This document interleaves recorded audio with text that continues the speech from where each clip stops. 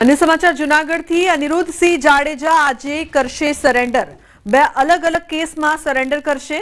અમિત ખૂંટ આત્મહત્યા કેસમાં સરેન્ડર કરશે તો પોપટ લાખા સોરઠિયા કેસમાં પણ સરેન્ડર કરશે। જૂનાગઢ જેલમાં કરી શકે છે સરેન્ડર। છેલ્લા ઘણા સમયથી ફરાર હતા અનિરુદ્ધસિંહ।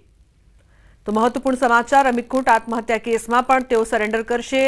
ઉલ્લેખનીય છે કે જૂનાગઢ જેલમાં તેઓ સરેન્ડર કરી શકે તેવી માહિતી સામે આવી રહી છે।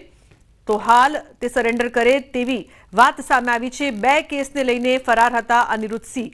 તો છેલ્લા ઘણા સમયથી તેઓ ફરાર હતા। બે અલગ અલગ કેસમાં આજે સરેન્ડર કરે તેવી સંભાવના છે। એક તરફ અમિત ખૂંટ આત્મહત્યા કેસ છે તેને લઈને પણ સરેન્ડર કરશે, તો બીજી તરફ પોપટ લાખા સોરઠિયા કેસ પણ ચાલી રહ્યો હતો, તેમાં પણ સરેન્ડર કરે તેવી સંભાવના। તો જૂનાગઢ જેલમાં તેઓ સરેન્ડર કરશે।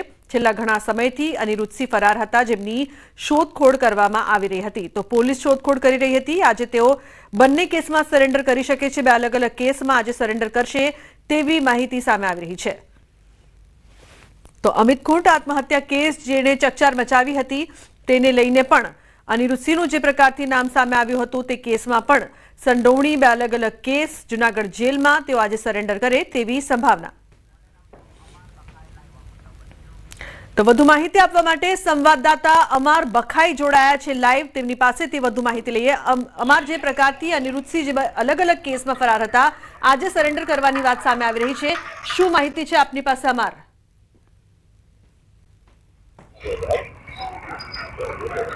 ચોક્કસ લુબના, જે રીતે જે અનિરુદ્ધસિંહ જાડેજા છે તેની સામે હત્યાની જે ફરિયાદ નોંધાઈ હતી ને બાદમાં તે જુનાગઢ જેલમાં આજીવન કેદની સજા ભોગવી રહ્યા હતા। બાદમાં તેમને જેલ મુક્તિ મળી હતી અને થોડા દિવસો પહેલા જ કોર્ટે ફરી તેને જેલમાં સરેન્ડર થવા આદેશ કરાયો છે। આજે જેલમાં સરેન્ડર થવાનો અંતિમ દિવસ છે અને જુનાગઢ જેલ ખાતે તે હાજર થશે। સીધા દ્રશ્યો છે જુનાગઢ જિલ્લા જેલના, કે આ જેલની અંદર અનિરુદ્ધસિંહ જાડેજા સરેન્ડર થશે। પોપટ લાખા સોરઠિયા હત્યા કેસમાં તેમને સરેન્ડર થવાનો આદેશ છે।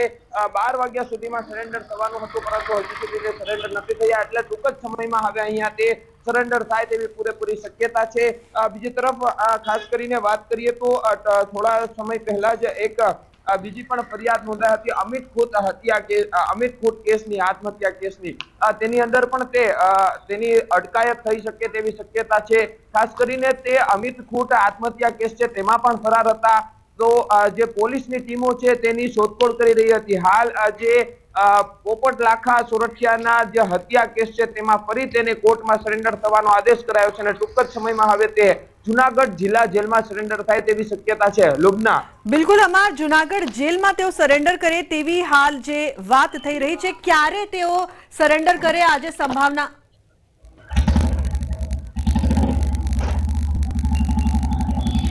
ચોક્કસ કે 12 વાગ્યા સુધીમાં આ છે તે અહીંયા સરેન્ડર થવાનું હતું, તે બી સૂત્રો પાસેથી માહિતી મળી છે। તેનો રિપોર્ટ પણ કોર્ટને કરવાનો હતો, પરંતુ સવારથી જ અહીં જોવામાં આવે તો હજુ સુધી સરેન્ડર થયા નથી, એટલે સાંજ સુધીમાં તે સરેન્ડર થાય તેવી શક્યતા છે। સૂત્રો પાસેથી એક માહિતી એ પણ મળી છે કે જે અનિરુદ્ધસિંહ જાડેજાની રસ્તામાંથી પોલીસ અટકાયત પણ કરી શકે, પરંતુ તે સૂત્રોમાંથી માહિતી મળી છે। પરંતુ હાલ કોઈ જ સમાચાર નથી મળ્યા અને તે જુનાગઢ જિલ્લા જેલમાં સરેન્ડર થવાનો આજે અંતિમ દિવસ તેમને દિવસો આપવામાં આવ્યા હતા અને આજે 18 તારીખે અંતિમ દિવસ તેમને સરેન્ડર થવાનો છે। જોવું રહ્યું કે તે કેટલા સમયમાં અહીં પહોંચે છે। જી બિલકુલ અમાર, આભાર સમગ્ર માહિતી બદલ। અન્ય સમાચાર, સુરતથી બંધ મકાનમાં ચોરી કરતા 4 ઝડપાયા છે। 2 સગીર સહિત 4 શખ્સોની ધરપકડ કરવામાં આવી છે। પોલીસે ચોરીના 11 મોબાઈલ જપ્ત કર્યા છે।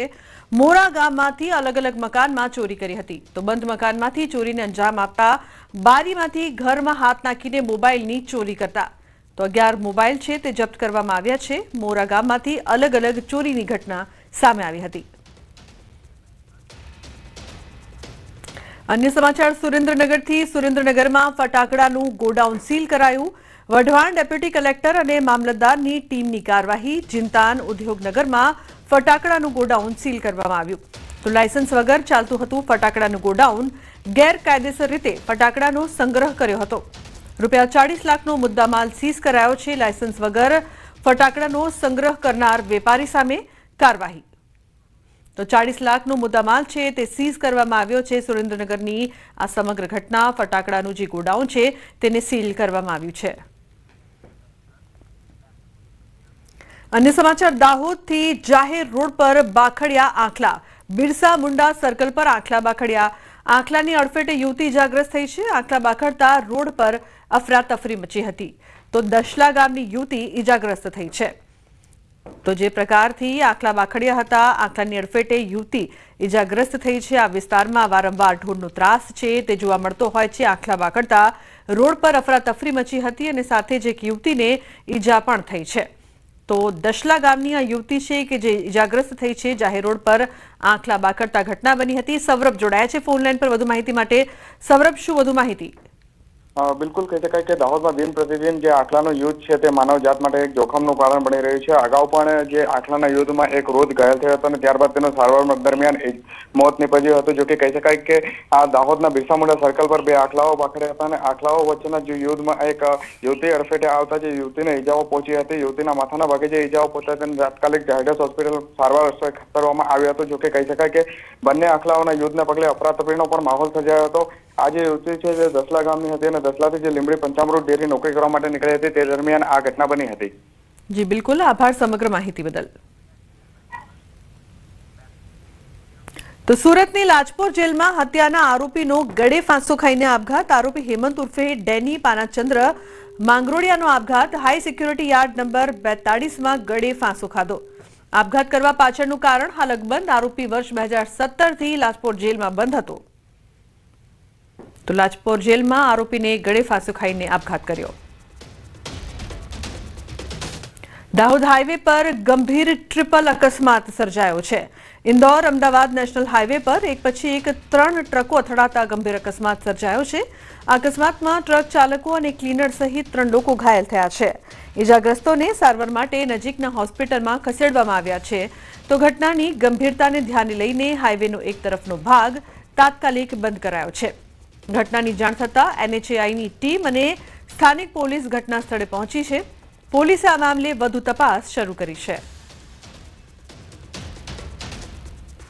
દાહોદના દેવગઢ બારિયા તાલુકાના નાની મંગોઈ ગામે ગેરકાયદેસર રેતી ખનન સામે ગ્રામજનોએ વિરોધ વ્યક્ત કર્યો છે।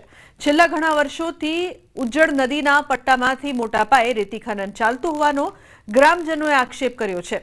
તંત્રને અનેક વખત રજૂઆતો કરાવવા છતાં પણ કોઈ પગલાં ન લેવાતા આખરે સ્થાનિકોએ જાતે જ કાર્યવાહી કરી। સ્થાનિકોએ રેતી ભરેલા 4 હાઈવા ડમ્પરો, 3 ખાલી ડમ્પરો અને એક હિટાચી મશીન ઝડપી પાડ્યું છે। ગ્રામજનોએ આ તમામ મુદ્દામાલ ખાણ ખનીજ વિભાગને સોંપ્યું છે। ગ્રામજનોના આ પગલા બાદ ખાણ ખનીજ વિભાગ, પોલીસ અને સ્થાનિક તંત્ર દોડતું થયું છે। ઘટના સ્થળે જઈને ખાણ ખનીજ વિભાગે લગભગ 1 કરોડથી વધુનો મુદ્દામાલ કબજે કરીને કાર્યવાહી શરૂ કરી છે। એક રસ્તાની બાજુમાં ઊભેલા હતા માણસો, ઊભા હોવા છતાં તેમ છતાં એમના એક રેતી ખનન માફિયા એમની મરજી મુજબ જે ગાડીઓ લઈને નીકળે છે, બરાબર છે। અને ગ્રામજનો એટલી બધી ઘણીવાર હું સરપંચ તરીકે મેં ઘણીવાર મામલાદારશ્રીને રજૂઆત કરી છે, તેમજ સર્કલ ઓફિસરને બી જાણ કરી છે, પ્રાંત ઓફિસરને બી જાણ કરી છે, કલેક્ટર સાહેબને બી જાણ કરી છે ફોન થ્રુ। પણ આ લોકો એમને મન ફાવે તેમ છતાં કોઈ પણ તંત્ર આંધળું હોય એમ કોઈ પણ આ રેતી ખનન માફિયા ઉપર કોઈ પણ પ્રકારનું કોઈ કાયદેસરની કાર્યવાહી કે કોઈ પણ પ્રકારનું બંધ કરવામાં આવતું નથી। અંતિમ ક્રિયા માટે અમે ગ્રામજનો અહીં આવ્યા હતા સ્મશાન પર। તો તેવામાં અમે આ રેતી ભરેલી ગાડીઓ અમે જતા જોઈ અને અમે થતાં અમે ગ્રામજનોએ આ બધી ગાડીઓ જોઈ તો કીધું કે આજે આ ગામમાં મરણ થઈ ગયેલું છે તો પણ આ લોકો આ રેતીનું બંધ નથી કરતા। અને આ રેતી માટે સાહેબ અમે આજે નહીં, અગાઉ પણ ઘણા બધા પ્રયત્નો અમારા રહ્યા છે। આને અટકાવવા માટે અગાઉ અમે તથા અમારા સરપંચશ્રીએ પણ ખૂબ મામલતદારશ્રીને પણ રજૂઆત કરી છે।